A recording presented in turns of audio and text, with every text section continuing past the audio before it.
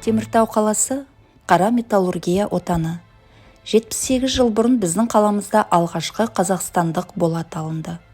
Ал 1960 жылы Қарағанды металлургия зауытының номер 1 домна пеші алғашқы шойынды берді.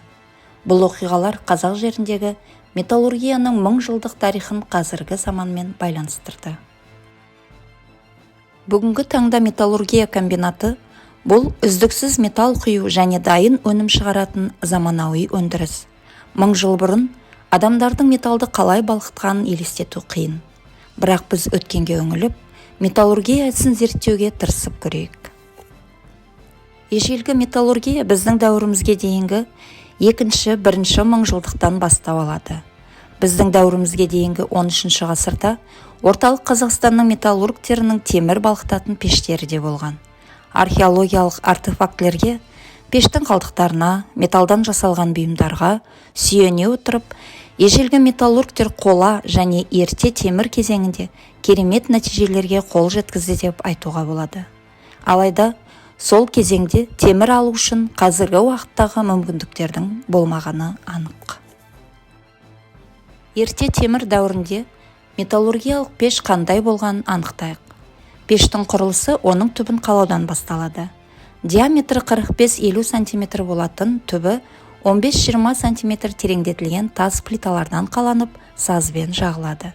Содан кейін тастан шахта пешінің қабырғалары қаланады.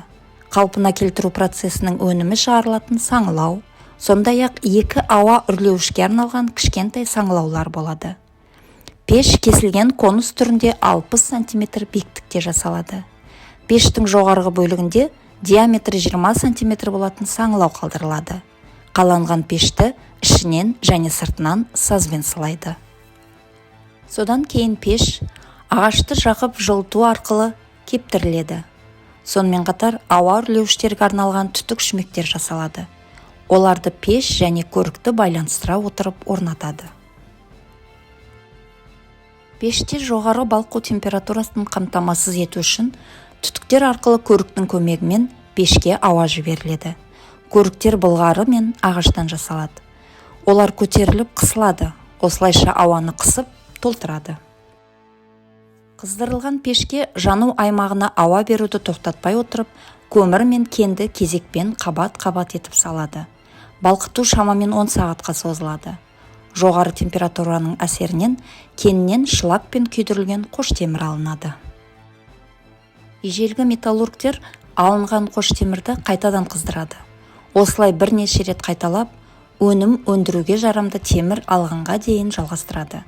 Алынған темірден қару-жарақ, еңбек құралдары жасалады. Қазіргі әлемді темірсіз елестету мүмкін емес. Жыл сайын әлемде миллиард тоннадан астам темір балқытылады. Егер бұл элемент болмаса, адамзат өзінің дамуында осындай биіктіктерге жетуі екіталай еді. Және де бұл дамуымызда біз бірінші кезекте темір балқытуды ойлап тапқан ата-бабаларымызға міндеттіміз.